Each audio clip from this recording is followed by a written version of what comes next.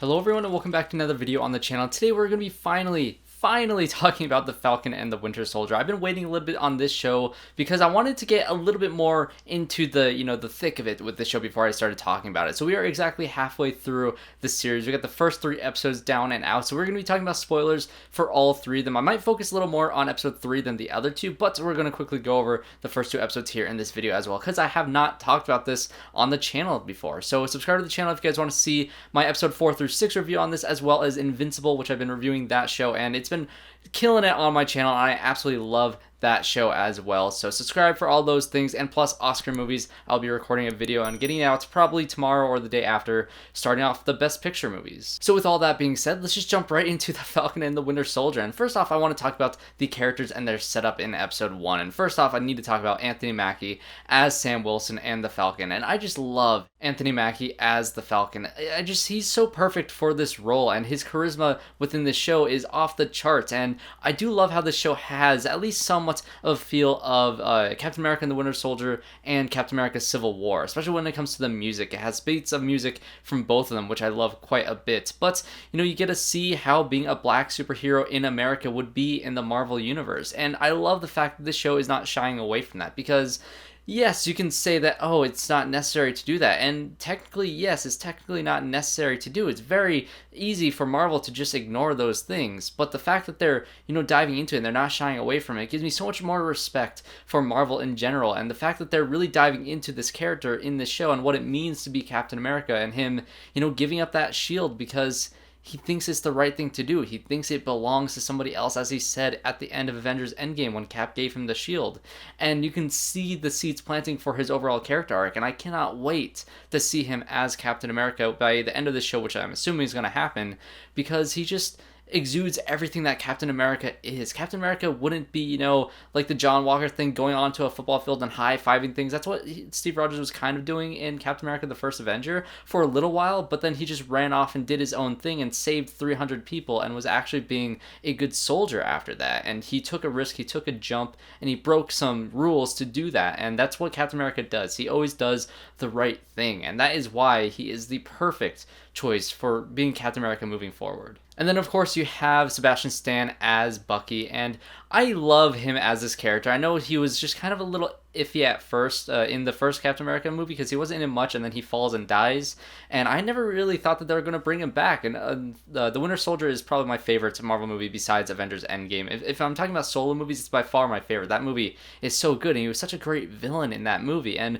to see his arc and how far he's come into this show, and how we're finally getting the ramifications of those things that he did in both Winter Soldier and Civil War. And you see him going to therapy, talking about all these things, all these people that he's affected, and the amends that he needs to make as a person, and how he has been given the freedom of not being locked up and put in jail by the US government. He was pardoned, but still those things still hang over his head, and he's just not out of the woods in any way. And as you see later in the series, he still has that violence towards him, and he's able to kind of pick up that mantle of the Winter Soldier when he needs to, when they go to that one place where like the criminal underworld is the main thing, like a pirating city, which was really cool to see in episode 3. But he still has that ability within him, and I feel like in some ways he's still kind of like a ticking time bomb. I really don't know if throughout this entire show he's going to be, on this side of Falcon. And I'll get into that a little bit more when I get into episode 3, but I do want to talk about also John Walker as the new Captain America. And first of all, don't threaten the actor. He's a great actor, and he's doing a great job, because when you're playing a villain, you want to be hated. That's what you're meant to be. And the show in episode 2 does a fantastic job at introducing this character and saying, oh, this guy has like 3 medals of honor. Maybe this guy is a pretty decent guy. He's a soldier.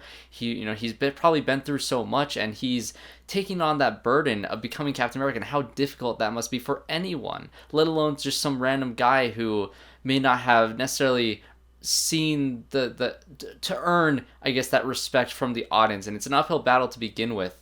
And, you start to think, okay, maybe this guy's all right. But then he just does things that, again, Captain America wouldn't do. And I love to say in my videos that certain people have very punchable faces. And it's not just like, I think the actor himself has a punchable face. I think he's a very fine actor. But this character has a very punchable face. I do not like this guy at all, and that is very much the point. I think he's doing a fantastic job of being this, fake Captain America, taking up that mantle and just doing everything the wrong way. And that really makes Falcon seem more like the perfect choice for this character, for Captain America, for that mantle, because you see what some other random soldier guy given that position would do, and the things that he does and the decisions that he makes, and you see what Falcon is doing, what Sam Wilson is doing, and the struggles that he has just, walking down the streets in episode 2 and all these things, and you see that he is so perfect for it. So I think that the whole John Walker character just really beefs up Anthony Mackie's character so much more. And of course, in episode 2, you have the whole Isaiah Bradley thing, which is my favorite thing that this show has done by far. I love the fact that they brought in Isaiah Bradley. I had no idea he was a thing in the comics, but I've done a whole lot of research on his character, and he's just really fascinating. And of course, if this was a real world, this would happen. America would experiment on black soldiers during World War II and give him the super soldier serum, have him do his missions, basically suicide missions with 5 other black soldiers, and they all die in brutal ways, or they get injured, and they have mental issues, and they have PTSD and all these things that they were traumatized through. And then of course the government threw him in jail and experimented on him, and took away that honor, because I think in the comics the character after Steve Rogers crashed in the ice, he stole the suit and the shield, and he went off on a mission and he saved a bunch of people. But that's exactly what Steve Rogers did in the first Avenger when he went off and saved 300 people. He stole the shield and he went off on his own, but instead Isaiah Bradley is put in jail for it. And that is just such a clear-cut thing that America would do, and it's just so... Again, I'm so happy that they're going through these things, because it's not only sadly realistic, but it's extremely powerful. And I think when this show comes to the action, it's very fun. The opening action scene in episode 1 was very entertaining and some awesome Falcon action, but I'm not really loving all that as much as I am the more dramatic moments between these characters. And even when it comes to the comedy of the show, I think episode 2 had some misplaced humor when they're on top of the trucks fighting.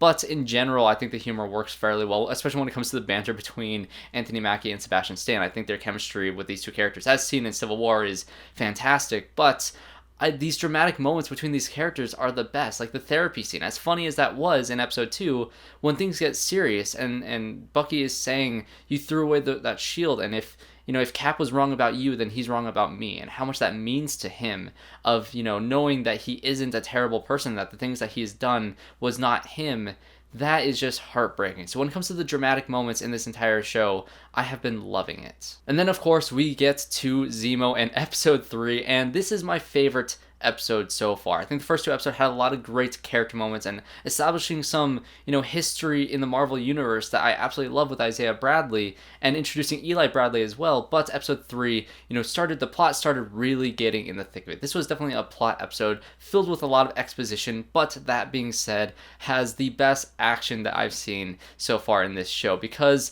Sharon Carter is just incredible. She is awesome in this episode, and she's been pretty much exiled on the run, and she hasn't been able to recover like some of the other heroes have after the events of Civil War, and so she is just selling illegal arts pieces and just living in this place. I think it's called Madripoor. I think that's what the city is called, and she's living here and she's selling all these things, and she's there to help Sam and Bucky and ZEMO when they get there.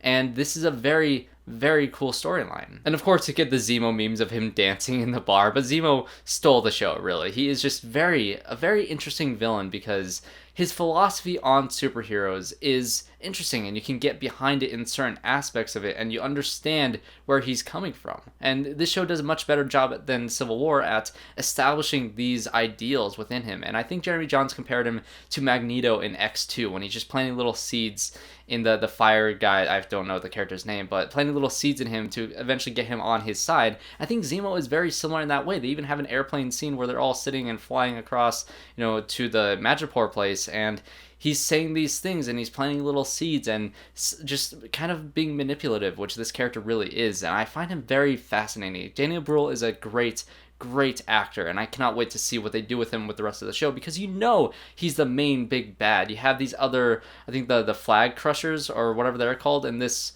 I guess, terrorist organization, which I still am they're still trying to win me over, if I'm being honest. I think they're my least favorite aspect of the show so far. Episode 3 did a much better job at fleshing out that one character, played by Erin Kellyman, who was in Solo, a Star Wars Story, and she's a good actress. She's doing a good job, and we finally get some meat behind her in this episode, but they're still trying to win me over. I get their philosophies that once everybody came back from the blip, those people who, were poor and in the dirt and didn't have much, they finally were able to get something out of it because so many other people were gone, that they were able to get the resources. And as soon as everybody came back, they were pushed off on the sides again, and things she wants things to be back to how it was with these people, and she is trying to help people. Just the way she's going about it might not be the right way because, she's doing some terrible stuff. And so although these characters haven't exactly won me over yet, I'm very curious to see how ZEMO will react to these other super soldiers and what he will do, because as you also saw in episode 3, he is a loose cannon. He just blew off the head of the guy who invented or recreated the super soldier serum, and so that entire situation is very interesting, the fact that he just really wants this thing to be out of there. That's his entire philosophy. And with Bucky breaking ZEMO out of prison in general, that causes a lot of question marks in terms of the ethics of that decision, because obviously Falcon was not happy with that when he saw ZEMO walk into that warehouse, and he just struts right in with that police uniform, and he's like, what did you do? And that argument that they have, and that split between Sam and Bucky, which is still kind of there. They don't necessarily trust each other fully, and they're not working together completely just yet, but you see them slowly getting towards that point, and what ZEMO means being out of jail when it comes to Wakanda, because he literally killed the king of Wakanda, which is kind of insane that they're just like, okay, we're gonna break this guy out of jail. What are those ramifications? As you see at the end of this episode with I think her name is Ayo, walking up, and you see those Wakandan, like, what were they called, those beads things from the Black Panther movie, and this was very, very shocking to me. I just wasn't expecting it at all, and I guess it makes a lot of sense because you have ZEMO, who killed, of course, the king of Wakanda, and they're going to know when he broke out, and they're going to want him back, and so this is very fascinating because I love the Dora Milaje, and I cannot wait because we're obviously getting at least her. If we get more of the Wakandan warrior women, that would be incredible. I want to see more of them always, and I cannot wait to see what they do with those characters in Black Panther 2 with Ryan Coogler. But seeing them in this show was a complete pleasant surprise. I cannot wait to see the next episode because of that little cliffhanger twist at the ending. And yes, you can freak out about a Luke Skywalker sized cameo in WandaVision that never ended up happening, but this one was truly exciting to me, and this gets me very pumped to see what they do, because we're only halfway through this show and you're just now introducing these characters. And so I think we got all the chess pieces now on the board. We introduced Sharon Carter, we introduced what she's doing, and she has a phone call like, we have something to do, and I think she's trying to get back to the United States possibly by recapturing ZEMO. But of course you have Sam and Bucky, who need ZEMO currently to try to get the flag crushers, trying to find them before you got the fake Captain America character get to them. And so you have all these puzzle pieces set. How is this going to go? Things are probably going to go bad in the next episode, and I'm very, very excited to continue this show. If something insane happens in episode 4, I might do an individual video on that, but if not, then I'll probably just do another